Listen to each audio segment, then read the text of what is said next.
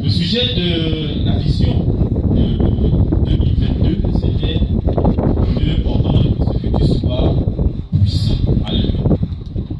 Je pense que les uns et les autres sont vraiment accaparés de ce sujet et manifester déjà cette puissance. Certains et d'autres sont en foi. Cette année, c'est lève-toi et déclare. Alléluia. Pour pouvoir se lever, il faut une certaine force, il faut une certaine puissance. Parce que ce qui t'empêche de te lever est aussi puissant. Donc il te faut véritablement avoir une force au-delà de ce qui t'empêche de te lever.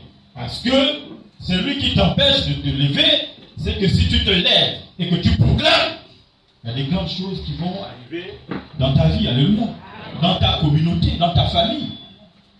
Donc, il est dit pour que tu ne te lèves pas. Certains, comme je l'ai dit au départ, se sont accrochés pour véritablement rentrer dans la puissance. Mais il y en a encore pour qui il faut un soutien. Certains, par eux-mêmes, ils peuvent se lever. Quand je dis par eux-mêmes, c'est l'aide du Saint-Esprit, bien entendu. Mais d'autres, il faut encore un soutien de la part de ses frères, un soutien de la part de ses sœurs. Pour introduire, rentrer en plein pied dans le sujet de ce jour, nous allons lire le passage suivant. Galates 6, 2. Galates 6, 2. Si on peut avoir un lecteur, une lectrice, vous verrez bien.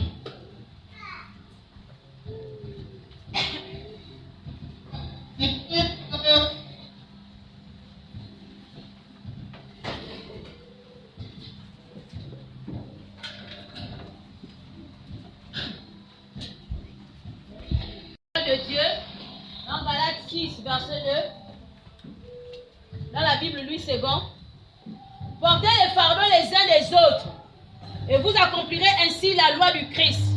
Amen. Alléluia. Alléluia. Amen. Les uns des autres, et vous accomplirez ainsi la loi de Christ. Aujourd'hui, nous allons parler du soutien mutuel. Le soutien mutuel. Par la lecture de ce passage, on peut se poser un certain nombre de questions. Pourquoi porter les fardeaux des autres? Pourquoi il ne porte pas lui-même, seul? Nous pouvons demander aussi comment est-ce qu'il faut faire pour porter les fardeaux des autres. Parce que ce qui est sûr, nous ne le ferons pas dans le désordre. Il faut une certaine méthodologie, un savoir pour pouvoir porter les fardeaux des autres. Ces deux questions vont constituer un peu mon intervention de ce matin. Nous allons commencer d'abord donc à répondre à la question pourquoi porter les fardeaux les uns des autres. Par ce que nous venons de lire, nous pouvons déjà dire que la Bible nous recommande de porter les fardeaux les uns des autres. C'est clair ce qui a été dit. Porter les fardeaux les uns des autres, c'est ainsi que vous accomplirez la loi de Christ. Mais nous pouvons toujours continuer, mais véritablement pourquoi? Pourquoi porter les fardeaux les uns et les autres? Par notre nature, cette nature pécheresse, nous sommes sujets à des faiblesses. Des faiblesses de tout genre. Ainsi donc, ces faiblesses nombreuses. La télévision peut être une faiblesse qui t'empêche d'être quelqu'un de puissant dans ta marche avec Christ. La paresse, les amis, la famille et bien d'autres choses. Toutes ces choses-là peuvent constituer des faiblesses dans la vie, dans la marche de quelqu'un. C'est donc le malin, comme il est vraiment malin, comme je l'ai dit, mais il utilise ces faiblesses-là pour nous ramener vers le bas. Si c'est la télévision que tu aimes suivre, Il dit, mais il va te rappeler qu'il y a un grand match qui va passer aujourd'hui. Il va te rappeler que hier, on a coincé l'autre dans la série Corps du désir, son secret est dehors. Il ne faut pas que tu rates l'épisode d'aujourd'hui. Alléluia. Il ne faut pas que tu rates l'épisode d'aujourd'hui. Mais tu as raté ça hier. La rediffusion, c'est entre 16h et 17h le vendredi. Entre temps, ou bien encore entre 16h et 17h le mercredi où tu as enseignement. On te dit, mais ne rate pas. Ça, c'est la rediffusion. Sinon, tu ne vas plus suivre. Le secret de l'eau. Mais tu fais un choix. Tu dis, non, là, je ne peux pas rater ça. Je vais suivre. C'est une faiblesse. Le match là. Quand les autres ont fait le commentaire de ce match-là. Non, mais ça te faisait pas fait. Tu te dis, non, le match là, il faut que je le suive. Mais le match passe au moment où toi, tu dois aller à l'église. Tu es maintenant partagé. C'est une faiblesse. Alléluia. La négligence. La procrastination, toujours l'envoyer. Tout ça, ce sont des faiblesses. Et le malin est là toujours pour appuyer dessus. Mais vas-y. L'épisode là, tu ne vas plus suivre ça. Si tu ne suis pas ça aujourd'hui, c'est fini. Le match là, si tu ne suis pas ça aujourd'hui là, c'est fini. Et tu as tout raté. Donc, la colère. Tout ça, ce sont des faiblesses. Donc, il va toujours t'encourager à pratiquer ces faiblesses-là pour te maintenir dans le monde, pour te maintenir auprès de lui dans la déchéance, dans la perdition. Mais sinon, on va dire que le soutien est nécessaire dans ces temps. Ton frère peut te dire, non, écoute, il passait par là, laisse le match, alors. Lui, il va te permettre de t'arracher de cette télévision-là. Il dit non, allons. Là, tu dis, ah, mais vraiment, je ne sais pas, vraiment, je ne suis trop pas quoi. Tu suis la télévision de 18h jusqu'à 2h, 3h du matin. Mais si on te demandait de pouvoir veiller pour faire la prière de 18h à 3h du matin, on ne le ferait pas. On serait très fatigué même. Vraiment spirituellement fatigué, on ne le ferait pas. Mais à cause de la télévision, tu es là. Et à 3h du matin, quand tu finis dessus la télévision, tu es fatigué, tu dis, bon là, Dieu me voit, moi je suis fatigué, je ne peux plus prier, je ne peux plus lire, je ne peux plus rien faire. Mais là-dedans, tu fais des efforts, mais tu n'arrives pas à t'en sortir. Mais on voit peut-être un frère qui a eu la même situation que toi. Il peut peut-être t'aider à sortir de là. Notre père agit d'une manière ou d'une autre. Ce n'est pas forcément que lui va venir là te parler par l'esprit, oh, toi arrête la télévision. Il passe par quelqu'un pour te parler. Pour te donner une certaine méthodologie pour arrêter de suivre tout le temps la télévision. Arrêter, tu es tout le temps dans les balades. Il disait même aux élèves la dernière fois, quelqu'un il finit le cours, à 11h il rentre chez lui à 18h. Parce qu'il veut se balader et autres. Et je dis que la réussite a un comportement. Et ça, ce n'est pas le comportement de quelqu'un qui veut réussir. Ce n'est pas possible. Tu as eu le cours à 11h, tu rentres chez toi à 18h. Parce que tu vas accompagner tel, non, je t'accompagne. Alors, on bavard, pour raconter quoi? Les filles, les bêtises. Tu rentres chez toi à 18h, tu es fatigué. Tu manges, tu te réveilles peut-être 22h, 23h, tu attends 24h, tu as tenu toute la nuit en train de vous envoyer des messages pour raconter, je ne sais quoi.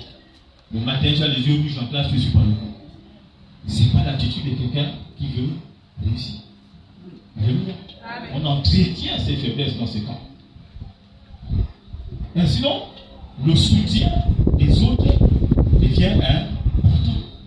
Parce que seul on n'arrive pas à sortir de cette prison, parce que ce sont des prisons. On n'arrive pas à sortir. Et ça a un impact sur notre marche avec le Seigneur. Un impact fort, puissant. Parce que si ces choses-là se répètent, à un moment donné, on se déconnecte même du Père. On est déconnecté. Et là, on devient un chrétien de nom. Parce que l'intérieur ne l'est plus. Alléluia. Aussi, les uns et les autres doivent reconnaître une chose. Chacun de nous a ses faiblesses. Il il n'y a personne qui puisse déclarer que je n'ai aucune faiblesse. Nous pouvons le lire dans Galates 6 au verset 3. Galates 6 au verset 3. Et si quelqu'un d'autre peut préparer Proverbe 18, 12.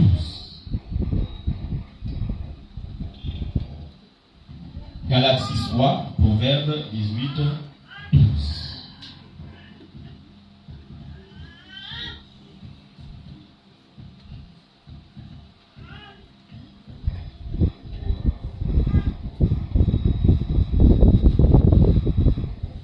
Ce sont des passages qui vont nous parler, effectivement, pour nous montrer que chacun d'entre nous a une faiblesse quelque part.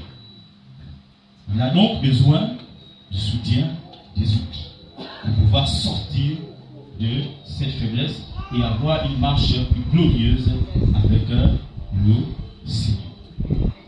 Galates 6, 3.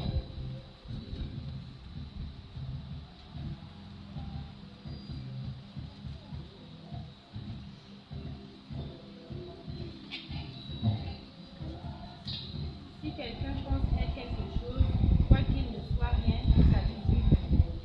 Si quelqu'un pense être quelque chose, en fait, il se trompe, s'amuse.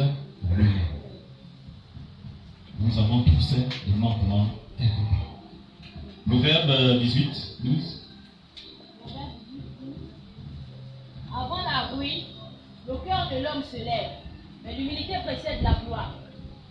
Si véritablement tu veux avoir une marche glorieuse, il faut reconnaître tes faiblesses. Il faut reconnaître tes manquements. Afin de pouvoir les gommer, afin de pouvoir les enlever. Mais si on ne les reconnaît pas, on ne va jamais chercher à les enlever. Et ce manquement produira toujours le même effet dans ta vie. Si c'est éloigné de la lecture de la Bible, ça va toujours t'éloigner de la lecture de la Bible. Si c'est t'empêcher de prier, ça va toujours t'empêcher de prier tant que c'est ça là. Donc tu dis que moi, il n'y a rien, il n'y a rien, il n'y a rien, c'est s'abuser, c'est se tromper. C'est faire preuve d'orgueil. Et donc c'est précipiter ta chute. Tu prépares ta chute. Tu sors des voies de Dieu. À cause de l'orgueil. Parce que tu ne veux pas reconnaître ta faiblesse. Alléluia. Finalement, soutenir, c'est quoi? Parce qu'on a dit, le thème c'est le soutien mutuel. Soutenir, c'est prêter appui.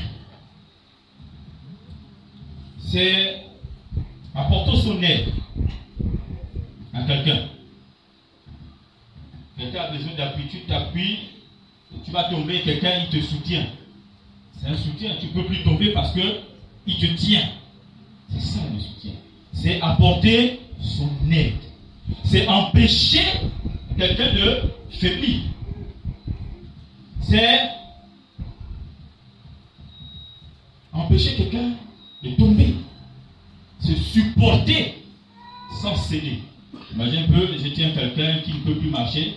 Si je cède moi-même, on tombe tous. Et là, je ne suis plus un soutien.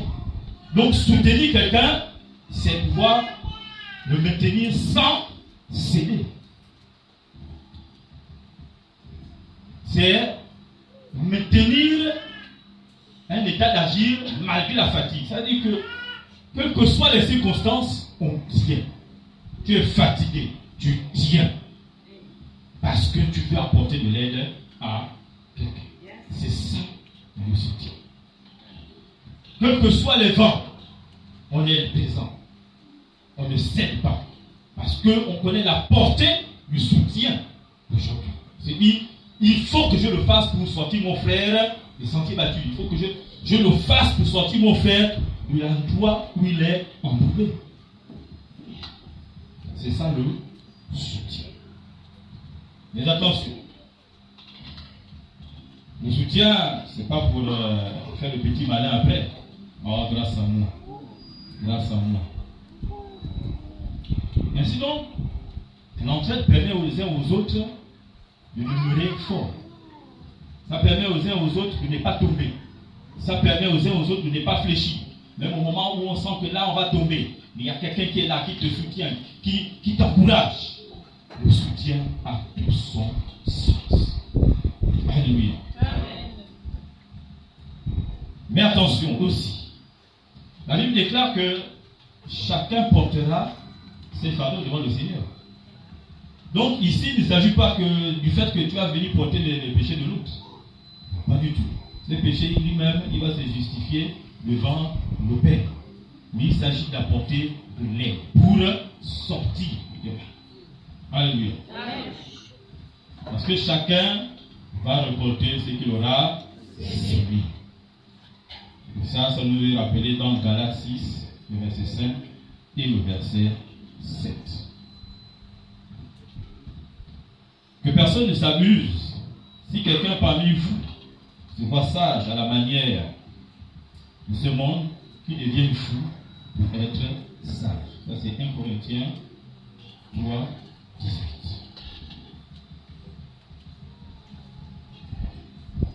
Le soutien est primordial. Nous tous, on en a besoin. Comme on vient de le voir. Alors comment faire pour porter les fardeaux des autres?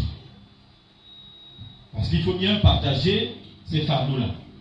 C'est comme quand on dit à quelqu'un, quand il dit la vérité, un peu, tu as à moitié pardonné, et à parler de son problème aux autres, c'est résoudre le problème déjà à moitié. Le bagage devient moins lourd.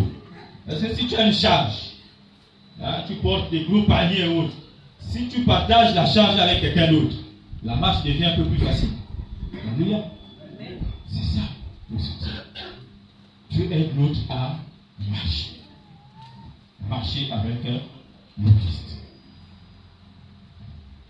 Comment porter le bagage des uns des autres? Je vais commencer par faire un constat. La communion entre nous, il suffit de nous regarder faire, hein, elle n'est pas aussi forte que ça. Elle n'est pas aussi franche que ça. Vraiment pas du tout. Et on a du mal à aider même par moment quelqu'un qu'on n'aime pas.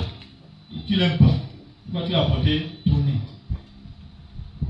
Regardons un peu quand nous sommes ici. On se salue, certains. Hein? Il y a certains qu'on salue tous les jours. D'autres qu'on salue par hasard parce qu'on s'est croisés au moment où on était en train de se saluer. Sinon on ne le salue pas. On dit bonjour à certains, on ne dit pas bonjour à d'autres. Non, pas du tout. On est amis avec certains, c'est vrai qu'on ne va pas forcer l'amitié, mais on doit pouvoir s'entendre avec tout le monde. Pourquoi on dit bonjour à certains et pas d'autres? Pourquoi? Ceux à qui on ne dit pas bonjour, ces questions ne leur apportera pas de soutien aussi. En temps, nous en avons besoin. Et c'est peut-être même toi qui a la capacité de lui apporter, en toi, qui lui a mis la capacité d'apporter de l'aide à cette personne précise. Et vous dites même pas bonjour. Vous êtes dans la même maison. Dans la même maison. Il y a une église là à côté là. Combien disent bonjour à ceux qui sont là à côté quand on passe? Ils sont de la même maison, hein? C'est Christ, non? Le corps de Christ. Peut-être même les païens, on va dire, bon, ce sont les païens. Mais ceux-là, c'est le même corps. Combien, que ce soit eux, que ce soit nous, combien se disent bonjour là, quand on passe? Combien? Les gens de la même maison. Même pas bonjour. Qui ne pèsent même pas. Juste quelques paroles, un peu de vent. Rend tout ça compliqué. Véritablement compliqué. On en visite à certains, et pas d'autres. Il y a certains, on ne sait même pas où ils habitent. Nous, j'ai envie de vous dire, bon, je ne sais pas s'il faut dire la grâce, la chance, je ne sais pas. Mais, dans la situation où nous ne sommes pas nombreux. Donc, on peut connaître les uns et les autres. Alors, même le quartier, je sais que tel habite dans tel quartier, même si on ne connaît pas encore la maison. Tel est dans quel quartier, tel est dans tel quartier. On s'en fout. On se connaît, dès qu'on soit là, c'est... Alors dans ce cas, on a du mal à nous exhorter. on a du mal véritablement à nous conseiller, à nous porter soutien. Et ce qui est à la base de tout ça, c'est le manque d'amour. On ne s'aime pas. Parce que si véritablement on s'aime, ces choses-là viennent sans forcer. Sans forcer. Mais quand on ne les aime pas, vous voyez même il y a certains gens, quand ils saluent, c'est comme si il y avait même des goûts, quoi. Parce qu'on a dit non, salut. Et puis, oh, si là va me toucher, c'est le manque. La Bible dit et déclare que Dieu est amour. Tout ce qu'il fait, c'est sur la base de l'amour. Dans l'Ancien Testament, on a donné une série de commandements. Christ est arrivé, il a dit, bon, peut-être que ça là, je trouve que c'est un peu compliqué. Deux choses. Tu aimes Dieu, tu aimes ton prochain. Terminé. Ça accomplit tout le reste. Tout le reste. Tout le reste est là-dedans. Donc si on n'apprend pas à s'aimer, on ne va pas se soutenir. Et si on ne se soutient pas, on va tous tomber, chacun à son tour, et puis tout est terminé. Un à un, il tombe, et puis, fin. Les taillis étaient, mais oh, c'est fermé dimanche, mais ils sont tous tombés. Parce qu'on ne se soutient pas. Donc, il faut rentrer dans cette pratique de l'amour. C'est indispensable, c'est vital, c'est obligatoire. Aimer les uns, s'aimer les uns les autres. Alléluia. Nous, on préfère même, au lieu de venir aider, on préfère même juger les gens. Ah, lui là aussi, lui là. On condamne plus qu'on ne veut soutenir. C'est pas normal. On condamne plus, on aime bien cela, en oubliant que nous-mêmes, on commet aussi des bêtises, on commet aussi des erreurs. Et ce sont, comme dit le Seigneur, on voit la paille qui est dans l'œil de l'autre, on ne voit pas la poutre qui est dans son œil. Et toi-même. Et toi-même. Est-ce que tu te regardes? Ainsi donc, l'amour envers son prochain est la base. La base pour pouvoir apporter ton aide à l'autre. Apporter ton aide à ton prochain. Parce que vois ton prochain comme toi-même. Comment on le dit, fais à l'autre ce que tu voudrais que l'on fasse pour toi. Maintenant, comment faire véritablement pour inverser la tendance? Pour que les choses changent véritablement. Il faut des comportements. Il faut des comportements palpables. On voit, oui, c'est ça. C'est ce qu'il faut faire. Parmi les choses à faire, il faut être rempli du Saint-Esprit. Parce que celui qui nous donne des véritables solutions à nos problèmes, c'est Christ, par le moyen de son esprit. Si on n'a pas le Saint-Esprit, on fait les choses par nous-mêmes. On fait les choses par la chair. Et les choses par la chair, ça nous conduit où? On va communiquer nos pensées au lieu de communiquer la pensée de Christ par son esprit. Il faut être rempli du Saint-Esprit. Afin que quand toi tu te lèves dans tes moments de prière, en communion avec l'esprit, tu dis ton frère, le frère là, voici ce qu'il faut faire pour lui. Mais tu vas prendre du temps pour pouvoir prier pour ton frère que si tu l'aimes. Je reviens un peu là-dessus. À ce moment-là, lorsque tu te donnes du temps pour ton frère, pour ta soeur, pour ta communauté, l'esprit va te parler. Il va te donner les révélations pour apporter des réponses définitives, pérennes. Pas des réponses à la manière des hommes, à la pensée des hommes. Pas du tout. Mais selon le plan de Dieu. Parce que n'oublions pas qu'il a fait toutes choses avec un but. Quand il va te répondre pour le frère et la sœur, c'est pour atteindre son but à lui par rapport à à ce frère et à cette sœur. Tu auras participé à l'accomplissement du but de Dieu. Alléluia. Et comme il est plein d'amour et il aime tellement, il est content de pouvoir nous bénir, mais il va encore te bénir davantage. Alléluia. Amen.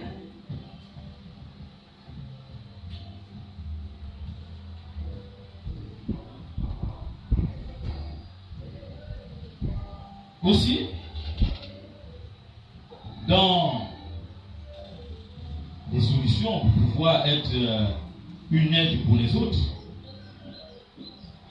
il faut que les uns et les autres appellent aussi à s'ouvrir. Parce que si je veux prier pour toi, tu me dis j'ai un problème, c'est quoi ton problème? Oh non, je mens trop. En réalité, ton problème, ce n'est pas le mensonge, c'est le vol.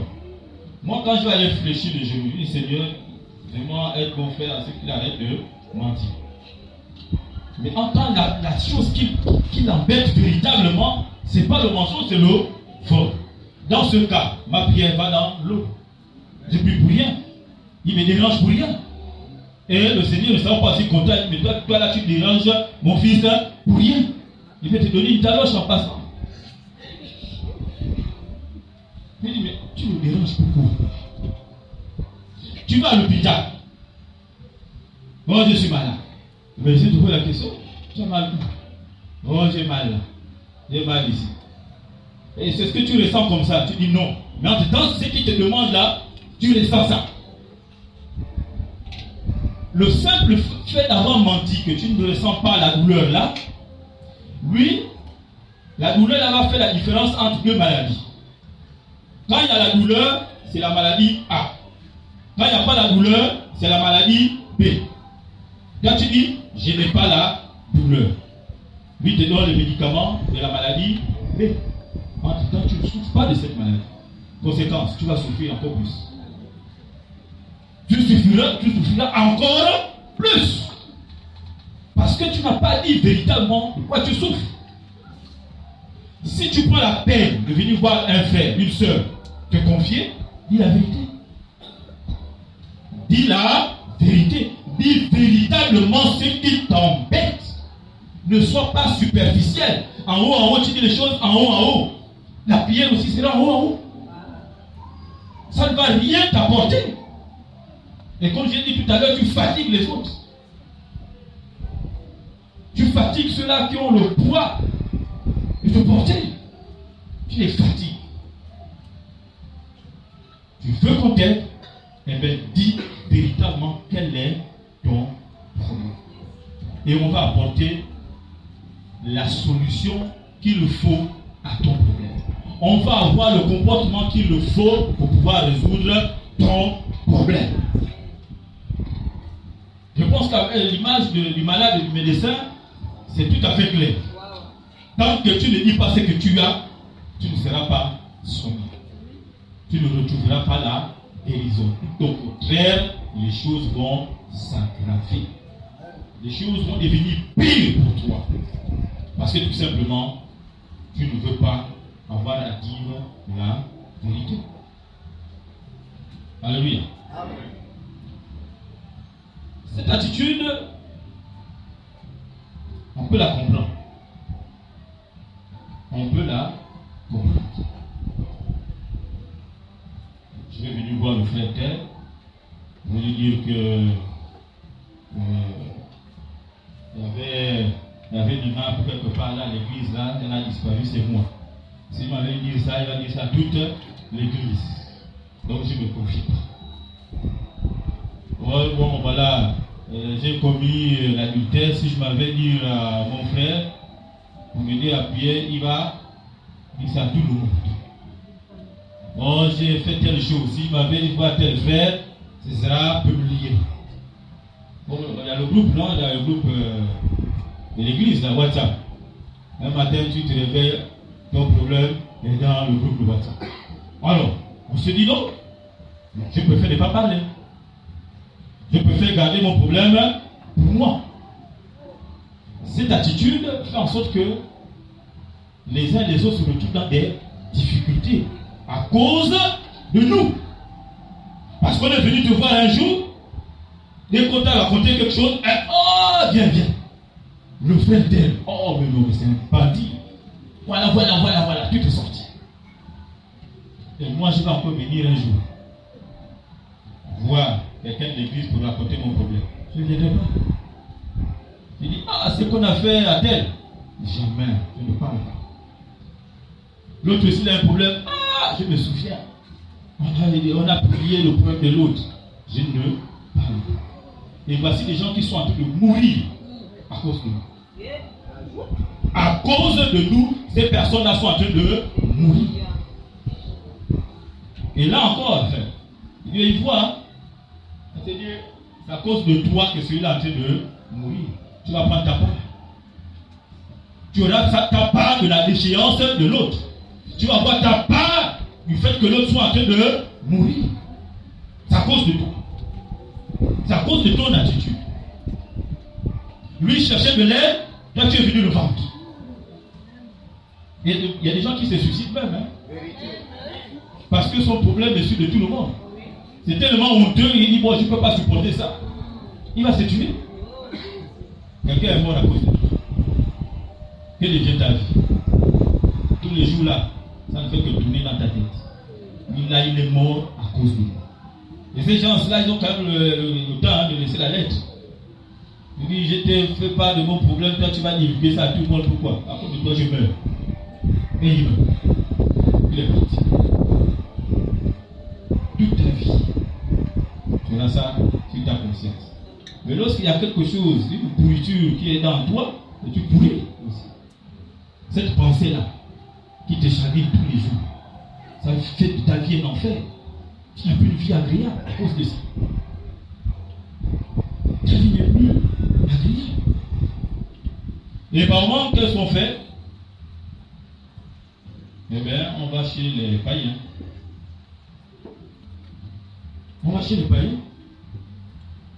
C'est vraiment le païen qui devient le conseiller par excellence. C'est pas la même sens. Véritablement, c'est le païen qui va l'accueillir, qui va l'encourager, qui va le couvrir, etc. En tant ces valeurs-là, c'est à l'église où on est censé les retrouver. Où on est censé les retrouver. Je pense que le pasteur nous avait raconté l'histoire de quelqu'un qui disait à qui on a apporté de l'aide et puis on a demandé de venir à l'église et non, en fait je préfère rester même là-bas que de venir à l'église. Là-bas où vous venez corrompre même les gens. Il y a un peu une telle pensée sur l'église, c'est gravissime. La pensée là ne vient pas au hasard comme ça, c'est parce que les gens ont vu des comportements des gens qui sont à l'église. Ne soyons pas ceux-là qui sont à l'origine de telles pensées négatives sur l'église. Ça ne restera pas impur. Alléluia. Ne soyons pas ceux-là. Il y a des gens. Quelqu'un vient venir parler. Vous connaissez pour nous la carrière d'église. Oui, mon frère, que Dieu t'assiste. Vous pensez ça simplement une parole de soutien. Il veut venir te parler. Non, que Dieu t'assiste. Lui là, il connaît son problème, il a qu'à aller prier.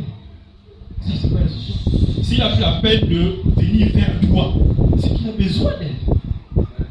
Il a besoin d'aide. Oh oui, mon frère, Dieu fera, vas-y. Ça, c'est pas bon. Ça ne rentre pas dans le cadre du soutien. C'est que Christ vous demande. Le verset qu'on a lu au début là, le soutien, si on le pratique, c'est ainsi qu'on va accomplir la loi de Christ. On va accomplir la loi de Christ par le soutien. Parce que ce qui est derrière le soutien, c'est ce qu'il a demandé de pratiquer. L'amour, qui est au-dessus de toutes choses. Et lui-même, il a dit, Paul, ajouté que la connaissance va finir quand on sera auprès du Père. L'espérance va finir puisqu'on sera déjà avec lui. Mais la seule chose qui restera à jamais, c'est l'amour. C'est l'amour. Dans cette quête de pouvoir aider les autres, il faut savoir les écouter. Si on ne les écoute pas, on ne peux pas les aider. Mais il y a des gens, on arrive chez toi, on fait, oui, j'ai vraiment un souci. Oui, parle. Ah, moi, les assiettes là, oui, je te suis, parle. Oui, Jean, oui, apporte-moi, j'ai laissé que dans la chambre là. L'autre s'arrête à me parler. Non, je t'écoute, vas-y. Là, tu n'écoutes pas. Regarde un peu la légèreté que tu mets sur le problème de l'autre. L'autre a un grand problème. Là, tu prends ça à la légère. Il se sent comment même. Il ne parle même plus. Il ne va plus parler. Enfin, on te parle, il te va pour un problème. Attends, excuse-moi d'abord. Tu t'élèves, tu parles d'abord là-bas. Tu reviens. Oui, parle. L'épisode là, vraiment, oui, je suis ça. Tu as découragé quelqu'un. Mais vraiment, Jean-Luc, son problème devient même pire avant de venir te voir. Il sent que ça pèse encore plus. Parce qu'il venait avec l'espoir. Il dit, je sens vraiment, le frère tel va m'aider. Il y a déjà un espoir. Le bagage devient déjà un peu plus léger. Après, tu arrives là, oh la télévision, apporte-moi ceci. Attends d'abord. Oui, monsieur. Quand tu fais ça, ça devient lourd. Il devient encore plus lourd que quand il est venu chez toi. Sa situation empire. À cause de toi. Parce que tu ne sais pas écouter. Parce qu'en fait, pour toi, c'est rien. Ce qu'il a envie de raconter, c'est rien. C'est un petit problème. C'est pas grave, quoi. Pourquoi est-ce que je vais mettre la concentration sur un petit problème? Pourquoi? C'est un petit problème, ça. En deux cas, si je vais résoudre ça. Tu n'as pas écouté. Après, tu veux le conseiller sans l'avoir écouté. Comment est-ce possible? Comment est-ce possible que tu vas conseiller quelqu'un que tu n'as pas écouté? Parce qu'il faut savoir écouter. Le pasteur vient le dire souvent ici, il dit, écoutez, 10 personnes écoutent une seule, on te dit, bon, qu'est-ce qu'il a dit? On va donner 10 versions différentes. Mais si tu ne fais pas attention, tu ne vas rien entendre. En fait, tu ne vas rien comprendre de tout ce qu'il a dit. Rien du tout. Et tes conseils seront à côté. Tu l'as pas entendu, tu ne comprends rien de tout ce qu'il a dit, tes conseils passent à côté. Que lui font tes conseils. Ça ne compte pas. Tu l'as perdu du temps. Tu as rendu encore sa situation plus difficile qu'auparavant. Alléluia. Le Proverbe 18 nous dit, 18-13. Je vais lire. Qui répond avant d'écouter, pure folie et honte pour lui. On te parle. Oh non, dans ton début là, je vois déjà quel est ton problème. Bon. Donc le début, tu vois déjà quel est mon problème. Non, ne parle même plus. Voilà, tu fais que pas. Là, tu parles pendant 1 heure, il a parlé 30 secondes. Celui qui a le problème a parlé pendant 30 secondes. Toi, tu as parlé pendant 1 heure. C'est le contraire des choses. Celui qui a le problème, qu'il parle, qu'il fasse sortir ce problème-là, et peut-être même en 2 ou 3 minutes, on a réglé son problème. Et c'est Nathan qui parle. Non, mon frère, oui, ne parle même pas beaucoup. Laisse déjà, je connais déjà ton problème. C'est de la folie.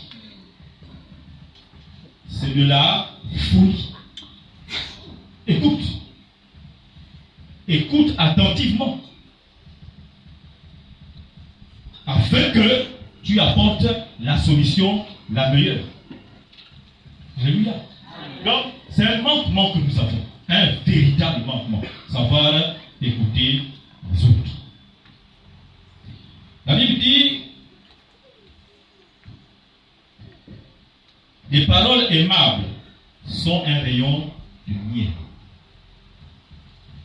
Les paroles aimables sont un rayon de miel. Le miel, c'est tout. C'est agréable. Quand tu donnes une parole agréable à quelqu'un, tu lui apportes la douceur dans son cœur. Tu lui apportes la douceur dans sa vie. Son problème est déjà résolu, même rien que par cette parole aimable. Mais quand il vient te voir, c'est des paroles méprisantes. des paroles dédaigneuses, des paroles où tu sens vraiment le mépris, etc. Ça ne guérit pas la personne. Regardez un peu même chez les médecins qui ont encore reparti là-bas. On les apprend à l'école que le malade, là, quand tu l'accueilles, il faut savoir l'accueillir avec des bons mots. La manière dont il va t'accueillir, la maladie est déjà partie à deux moitiés. La manière dont il t'accueille, la maladie est déjà partie de moitié. Tu te sens déjà bien. Mais d'autres, non, tu as assez, tu as déjà, oui, il est au téléphone. Oui, bon, attends, j'ai quelqu'un là. Je sens comme le négligé. En fait, moi, je suis là, lui, il parle là-bas au téléphone, l'autre, il est néglige. La maladie s'accentue. Donc, savoir avoir des paroles qui adoucissent, des paroles agréables, ça participe déjà à la guérison de la personne. Il ne faut pas avoir des paroles qui sont là pour mépriser les gens. Des paroles, c'est comme si tu parlais avec l'autre avec condescendance, c'est-à-dire que tu te penses supérieur. Parce qu'on est venu te voir, tu es supérieur par rapport. Donc tu vois l'autre, il est petit. Tu parles avec mépris. Son problème n'est pas résolu. Alléluia. On va prendre beaucoup de passages. Les paroles agréables sont douces au palais, salutaires pour le corps. Nous sommes dans Proverbe 18, 14.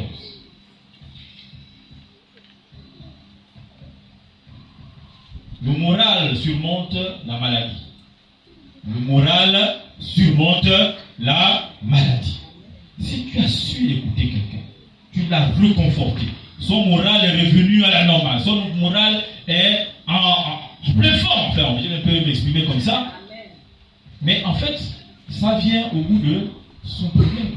Parce que moralement, il s'est dit, mais en fait, c'est bien, je peux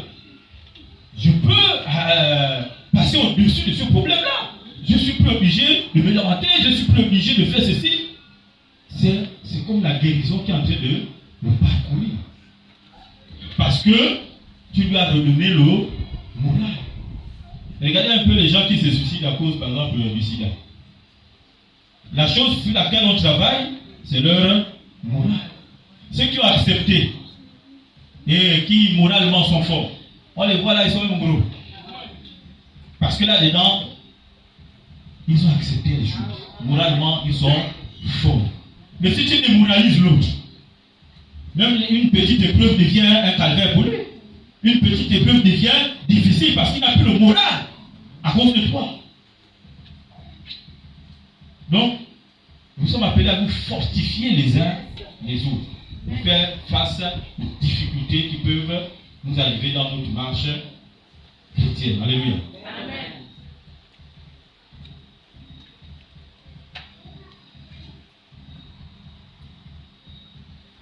Une autre citation de la Bible. L'espoir différé rend le cœur malade.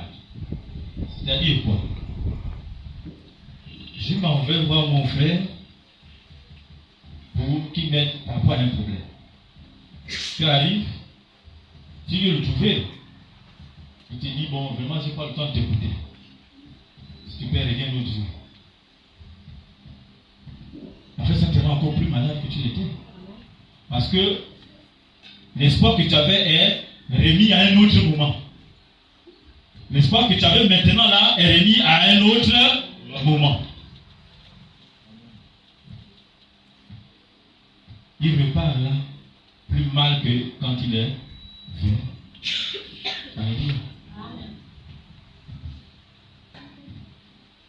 Si nous avons eu ces manquements dans notre vie, sincèrement, nous n'avons pas. Parce que c'est sûr que quelqu'un est venu nous voir un jour pour un problème. Que tu pouvais, problème auquel tu pouvais apporter une solution. Mais toi, tu as dit non, laisse d'abord, reviens un autre jour. Ou bien pendant qu'il parle, toi, tu ne l'écoutes même pas. On a fait du mal à quelqu'un. Véritablement, on a fait du mal à quelqu'un. Les conséquences sont nombreuses. On ne peut pas imaginer ce que ça peut avoir comme conséquence. Véritablement, on ne s'imagine pas, mais il y a des conséquences graves. Véritablement graves. Donc, nous sommes appelés, les uns les autres, à nous soutenir, à nous confesser certaines choses, tout en sachant que ce n'est pas l'autre qui pardonne mon péché, c'est le Seigneur. Mais lui, il a demandé à ce qu'on puisse se confesser certains éléments, c'est pour partager le poids, pour faire sortir ce poids-là, afin de trouver des solutions. Pour que Dieu parle au travers de ton frère, de ta soeur, pour pouvoir trouver une solution à ton problème. Mais c'est nous qui devons être disponibles pour les autres. Demain, quelqu'un sera aussi disponible pour toi. Je l'ai dit auparavant que les faiblesses, nous tous, on en a. C'est faire de l'orgueil que de ne pas reconnaître. Un jour, tu seras dans le besoin. Imagine-toi que l'on ne veut pas te recevoir. On ne veut pas t'écouter. Qu'est-ce que tu vas ressentir dans ton cœur? Quelle sera ton attitude? Quelle sera ton attitude? On demande aujourd'hui à ce que nous puissions nous lever pour déclarer. Mais si ton frère est toujours au sol, à quel moment il va déclarer? Là, tu seras content de déclarer toi seul, en voyant ton frère au sol. Ce sera une joie. Eh bien, si c'est une joie pour toi, c'est que tu n'es pas dans la pratique de l'amour. L'amour, tu ne sais pas ce que c'est. Et si l'amour n'est pas en toi, c'est que tu n'es pas en Dieu et Dieu n'est pas en toi. Et tu lui appartiens donc pas. On ne peut pas se réjouir de la déchéance de l'autre. Ce n'est pas possible. On ne peut pas être dans la joie en voyant l'autre dans la détresse. Ce n'est pas possible. Sinon, on n'aime pas. Nous sommes appelés à faire des déclarations. Et pour faire des déclarations, il faut être fort. Il faut être véritablement fortifié. Il faut être véritablement debout. Pas couché, mais debout. Avec ce que cela signifie être debout. C'est manifester la force, l'assurance dans ce qu'on va dire. Tu te sens inébranlable. Tu sais que ce que je veux dire aura forcément un impact parce que je sais sur quoi je m'appuie. Là où tu es debout. Donc, aidons-nous. Aidons-nous les uns les autres. Parce que si nous tous nous sommes debout, c'est cette église qui est forte. C'est la communauté qui est forte et qui va remporter des grands combats. C'est la force de chacun qui va faire la force de tous. C'est la force de chacun qui va faire la force de tous. Donc ce n'est pas une affaire de certains et les autres non. C'est une affaire de tout le monde. Tout le monde. Alléluia. Et Yahweh bénisse.